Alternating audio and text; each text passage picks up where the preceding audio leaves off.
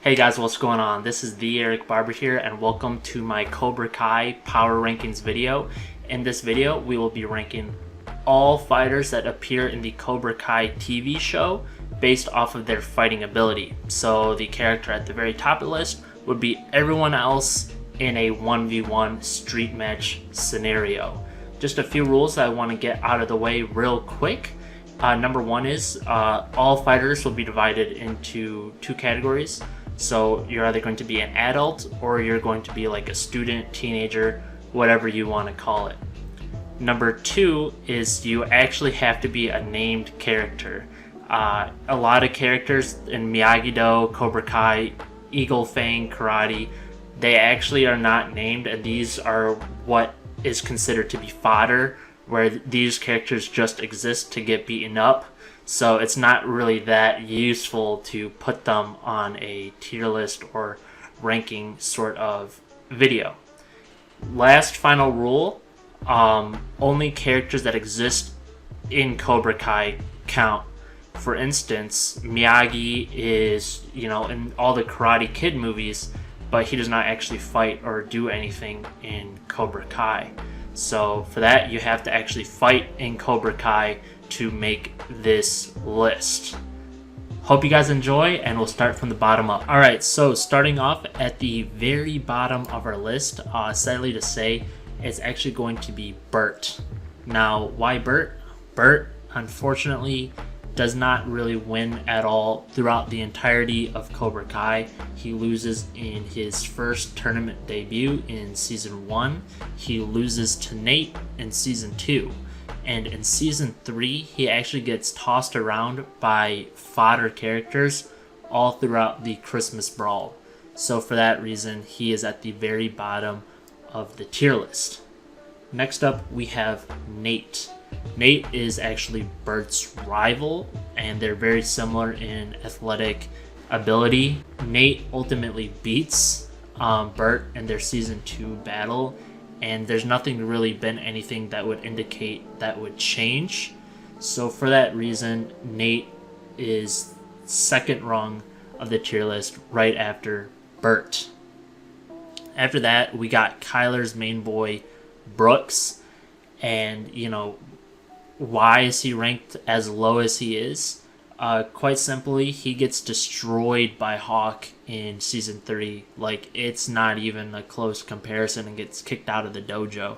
He was beaten into a coma or something. And, we also can't forget that he used to group bully Miguel, and, in those scenarios, he would have the upper hand until Miguel's only taken a few karate lessons and he beats up everyone. So again, there's been very little combat footage of Brooks, but he never looks that good in anything.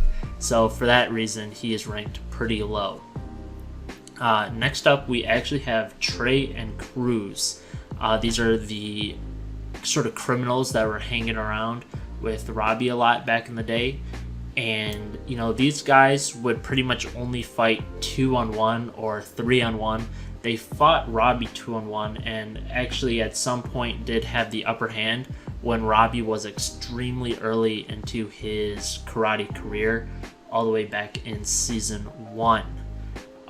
Beyond that, they have no martial arts training. They use weapons a lot, and I'd consider a street fight to be a hand-to-hand sort of deal.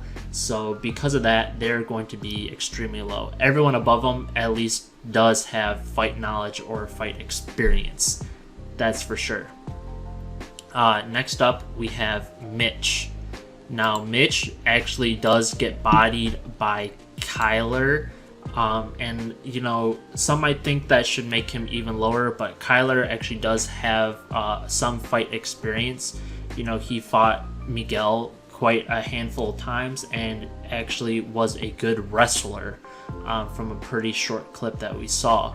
So Mitch losing doesn't necessarily make him the worst. That's why he's higher than a few of these other people. But he also loses to Chris, and he got messed up in the mall fight as well. Not to mention, Mitch also loses a handful of times to other fodder. in the season 3 finale as well. Some Cobra Kai fodder, which does not look good for him. After that, we have Chris, and Chris beat Mitch 2 times. So it's very clear that Chris is above Mitch. However, Chris does not really have a lot of his own necessarily accomplishments. So for that, he is still kind of low as well. I mean, he's Mitch's rival. Like, they're pretty much even. It's another Bert and Nate situation that we have here. Next up, we have Aisha. And some of you guys might be surprised about me putting her so high. But, you know, she did reach the quarterfinals of the All Valley tournament in season 1. And she actually only lost to Xander, but he didn't even sweep her. She actually got a point on him as well, and she did, you know, beat on that fodder a little bit in season 2. I'm gonna assume that she didn't really progress a ton in her abilities from season 3 because she doesn't appear, so she is sort of plateaued. But I mean, she's a long-term standing student of Cobra Kai. Probably as more seasons come, I could easily see Mitch and, you know, Chris taking over her spot in a really short amount of time for sure. I have a feeling that this pick is going to be a little controversial as well, but at the current state, I just couldn't rank him any higher, and that would be Kyler. And the reason why he's sort of ranked high is that he easily beats Mitch. And again, Mitch has been training, you know, since season 2. And he does have a strong wrestling background. However, he loses to a very weakened Miguel in season 3, and he like gets knocked out by like 1 punch by Miguel, a very weak Miguel, mind you. And he also lost to Miguel season 1 in a group fight. A wrestling background is nice, you know, a lot of really great fighters have strong wrestling backgrounds, but this is a karate universe. This is the Karate Kid universe. And I feel like they're going to build Kyler up a lot more in season 4 because we didn't see much from him. We saw him lose to Miguel in season 1, not appear in season 2. Season 3 beat Mitch, who again is already ranked pretty low, and then lose to Miguel in a very weakened Miguel again in the Christmas fight. Next up, we have Xander. Now, I'm going to be real, I just don't really see a world where the Kyler that we saw in Season 3 beat the Xander that we saw in Season 1. He does beat Aisha pretty easily. He was the All Valley Tournament winner, so I mean, he was the best on the scene before Cobra Kai and Miyagi-Do started coming out. He does lose to Miguel 0-2. And the reason why I don't have him ranked higher, even though he is the champ, is that he doesn't appear in Season 2 and Season 3. Meaning that while he wasn't appearing, other characters were just getting on-screen development and on-screen improvements.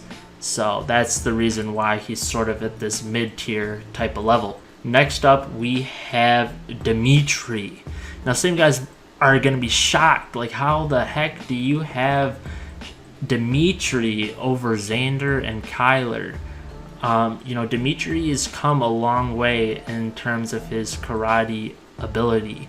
You know, season 2, his most notable win was getting a win over Hawk in the school fight. And of course, that was largely circumstantial with the whole glass case and everything. But that instance, that was done to show that Dimitri could go on the same level as Hawk. Ultimately, though, Hawk ends up shattering his arm later on in Season 3. But towards the end of Season 3, Dimitri looks really good in the Christmas fight. He's very well experienced. He's, you know, using the surroundings to his advantage.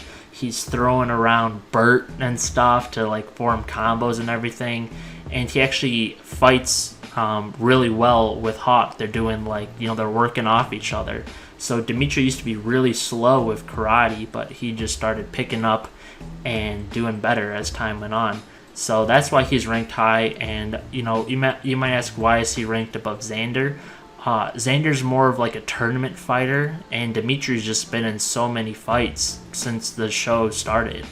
You know, he's more knowledgeable and more prepared in a street fight is what I believe. You know, Xander can get points, but there's a bit of a difference, and the Karate Kid universe definitely does pay attention a lot to that. So Dimitri would beat Xander in my opinion.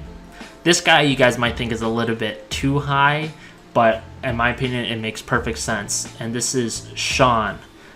This guy had no business giving Robbie so much work. Like, that's it. Like, he has had some great 1v1s with Robbie. Robbie ultimately bested him, granted. But, I mean, Sean was just shown to be right on his level for a while. Robbie ends up finding himself, feeling himself, and just totally makes light work of him. But, I mean, a guy like Sean and his build and everything, I could see him plowing Dimitri easily in a fight. You know, no question about it. Next up, we got Tori.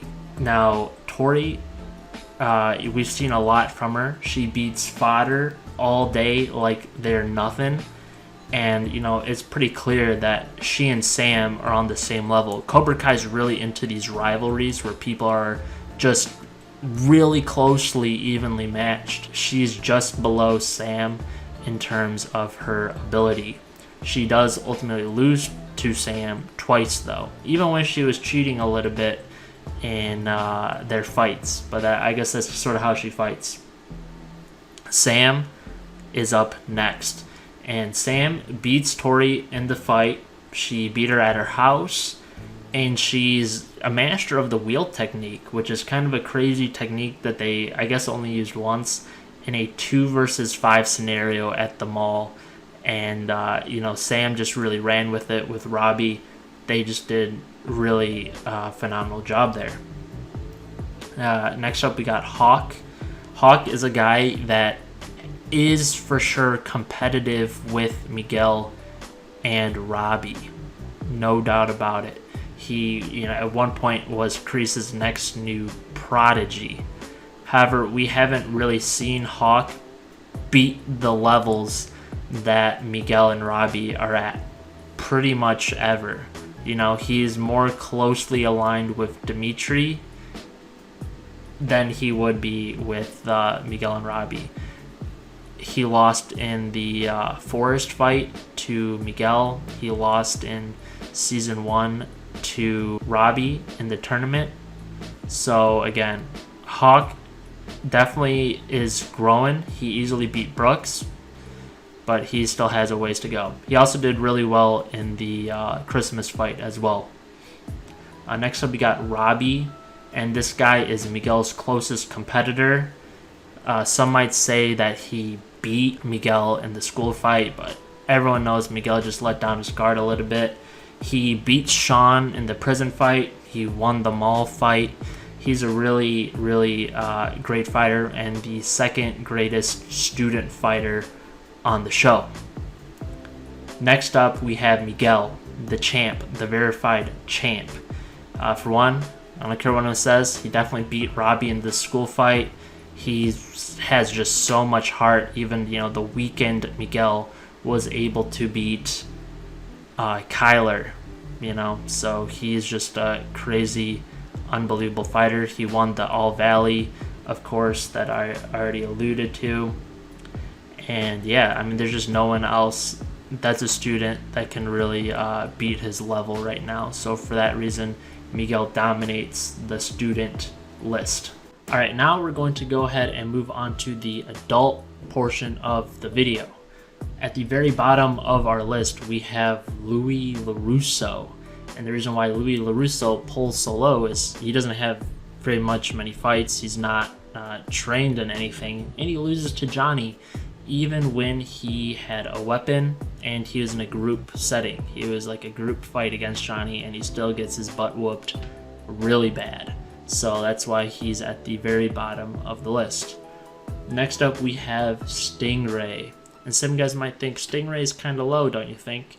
And the thing is, Stingray definitely does look good in a lot of his fights. He only appears in season 2, but he looks good in some fights. you know, especially during the school fight. But you have to keep in mind, he's a grown man and he's just beating up kids.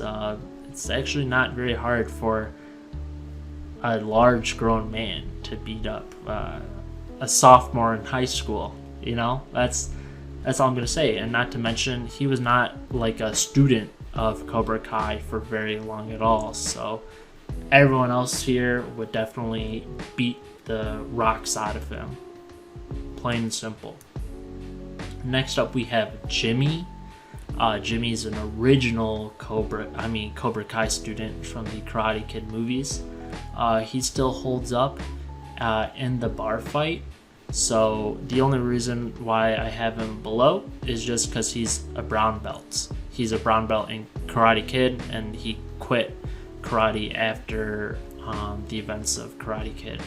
So for that reason, Jimmy is going to be below Bobby and Tommy. And that goes into the next one. We have Bobby and Tommy. They are actual black belts in karate. They, you know, do well in tournaments in the original Karate Kid movie, and I fully believe they would beat the snot out of Stingray and Louis LaRusso any day. And just to reiterate the point, like, you might say that they might have lost their karate potential. I believe there's a line in season 2 when they're fighting that says like all their karate knowledge just like came back to them. So I'm gonna accept that at face value. Next up, we have George Turner, Kreese's commander, and he is the guy that molded Kreese, taught him a lot about fighting in general, gave him that killer instinct, and he ultimately gets whooped by Kreese in a pretty close situation there. It really could have gone either way, but you got to keep in mind that was a really old flashback. So while he died at his certain progression, Kreese only elevated his karate ability by becoming a sensei and, you know, just improving his craft. And that goes into Kreese himself. Kreese is an absolutely ruthless karate sensei. I mean, he's the no mercy kind of guy, one of the toughest dudes in Cobra Kai, period. With that said, as smart and as brilliant as he is in terms of manipulation, he loses to the likes of Johnny and Daniel, no question about it. I mean, we saw confirmation in the season 3 finale where ultimately Johnny bests Kreese, and then, you know, Kreese sort of blindsides Johnny a little bit, but if they're having just a straight up fight, Johnny would win, and then Daniel really beat him. So with that being said, Kreese is just under Johnny and Daniel for sure. Next up, we have Johnny, and of course he beats everyone beneath him on the list, guaranteed. He's sort of the star of the show. He's been on par with Daniel many times in their season 2 fights. They've really been on par. I'd say Daniel edged him out in their fight in season 2 of the show. They were pretty well coordinated when they fought at the mechanics place. I think it was the auto body shop. With that being said, though, Daniel gets a really significant power boost in season 3, and for that, Daniel takes Johnny. That's just a matter of fact. It could change in season 4, but with all 3 seasons, not to mention Daniel also trained a lot in Karate Kid 1, Karate Kid 2, and Karate Kid 3, where Johnny stopped after Karate Kid 1. So that's just a matter of fact. And of course, we got Daniel, which I already sort of made a case for, but he gets a massive power boost by going to Japan. It was like an anime arc or something. You know, he just goes there and meets Chosen, and Chosen is just so much better than him, and he shows him the true power and the true secrets of Miyagi-Do karate. All of a sudden, Daniel gets this huge power boost. It's insane. You know, I already would have ranked Daniel above Johnny just based off seasons 1 and 2 alone. In fact, I did in my last Cobra Kai ranking video. But now Daniel might already be like a tier above him or something with how sophisticated his moves are. you know, when he was doing that pressure point strike, it sort of reminded me of Aang doing that little seismic sense on Fire Lord Ozai in the final season of Avatar: The Last Airbender. Like, that's how crazy Daniel got. He just went on to the next level because of that Japan power boost. And I hope Johnny gets something similar where he remains competitive. Sort of like a Goku and Vegeta thing. Like, Goku just at that next level and we're waiting for Vegeta to catch up right now. That's always how I interpret it. And last but not least, we have Chosen. This guy's insane, right? Like, we know Daniel beats him in Karate Kid 2, but I mean, karate's his culture, karate's his life. You know, like, he takes karate so seriously. He's collects all these artifacts related to karate, and not to mention, Daniel just goes there and gets whooped by him like he's nothing. Like how Daniel would beat Stingray is how Chosen beats Daniel. That's crazy. That's crazy. This guy's on the next level. And in my opinion, you know, he's the true sensei of Miyagi-Do karate. His level of experience and fighting ability is just way past Daniel or Johnny or anything Kreese can muster up. So yeah, Chosen is the top ranking guy of the Karate Kid universe. I think if we're gonna look at everything in the whole Karate Kid universe, I'm not even sure why I mentioned this, but I think Miyagi for sure is the best. Looking at all of the movies that he appears in, including the fourth one, Miyagi's the best of all time, and Chosen is his like closest, most true disciple, or the most true disciple of Miyagi-Do karate in general. Maybe not Miyagi himself, but yeah, it's just OP karate. I don't know what to tell you guys. But yeah, in the comments, let me know. I mean, I wasn't even fully 100% sure on a lot of my picks here for strongest fighters. Definitely sums up for contention. So I'm really curious to hear what you guys think. If you guys would have rated anything different, please let me know down below. Thank you so much for watching, everybody. I am looking at all the comments all the time, and believe me, you guys have given me plenty of video ideas to work with, and prepare to see those really soon. So thank you guys. Be sure to like, comment, subscribe for more The Eric Barber videos. Strike first, strike hard, no mercy. Peace out, everybody.